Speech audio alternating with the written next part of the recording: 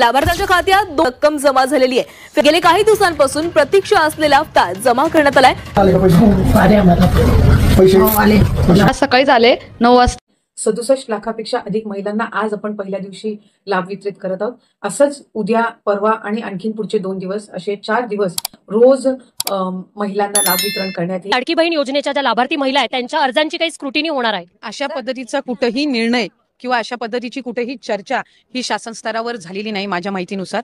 त्याच्यामुळे अशा पद्धतीची कुठलीही स्क्रुटिनी किंवा फेर चौकशी किंवा कुठेही काही अशा पद्धतीची फेर तपासणी असा आदेश काही शासनाने काढलेला नाहीये। त्यामुळे विनाकारण कोणीही गैरसमज त्या बाबतीतला करू नये। ज्या पद्धतीनं ही योजना राबवली जात आहे, महिलांना लाभ मिळत आहे, त्यामुळे अधिकाधिक प्रभावी पद्धतीनं ही लाडकी बहीण योजनापर्यंत अशा पद्धतीची कुठलीही तक्रार आलेली नव्हती। आताही अशा पद्धतीची कुठली तक्रार या 1-1.5 महिन्याच्या कालावधीमध्ये आली असेल तर मला त्या संदर्भातली काही माहिती नाही। पण कुठलाही लेखी आदेश, कुठलीही लेखी सूचना, कुठलाही सर्क्युलर किंवा कुठला शासन निर्णयामध्ये बदल हा राज्य शासनाने केलेला नाहीये।